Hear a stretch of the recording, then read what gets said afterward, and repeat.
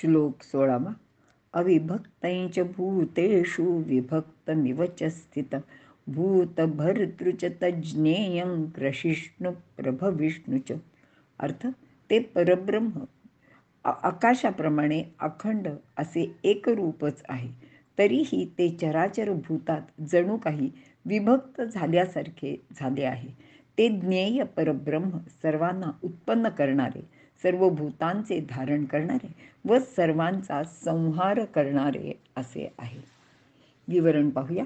ते ब्रह्म अविभक्त म्हणजे अखंड एकरसच आहे, परंतु ते सर्व भूतांमध्ये स्थित असल्याने ते विभक्तासारखे आपल्याला दिसत असते. एक असूनही अनेकांसारखे भासते. उदाहरणार्थ, आपण सोन्याचे दागिने केले तर ते वेगवेगळे आकार रूप धारण केलेले असते, पण त्यातील सोने मात्र एकच आहे. फक्त आकार भिन्नतेने ते आपल्याला वेगवेगळे भासत असते. किंवा काळ हा एकच आहे, पण निमिष, प्रहर, मुहूर्त, दिवस, पक्ष इत्यादी भेदाने युक्त असल्याने तो आपल्याला वेगळा वाटतो.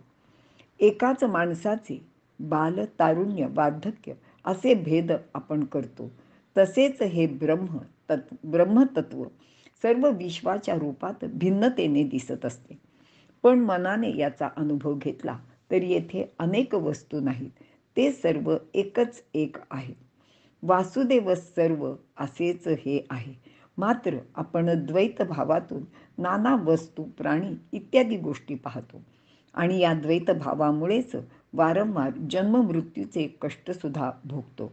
वास्तविक तो एकच एक असून आकाशाहून महान असाच आहे, असे भगवंत इथे सांगत आहेत.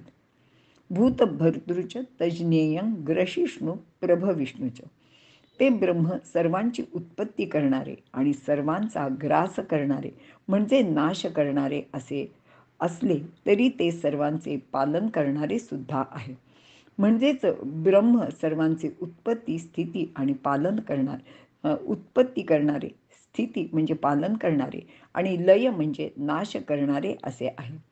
त्याच्या या कार्यामुळेच त्या एकालाच सृष्टीकर्ता म्हणजे ब्रह्मदेव, स्थितीकर्ता म्हणजे विष्णू आणि लय करणारा म्हणजे रुद्र अशी नावे दिली गेली आहेत. वास्तविक ते तीनही एकच आहेत.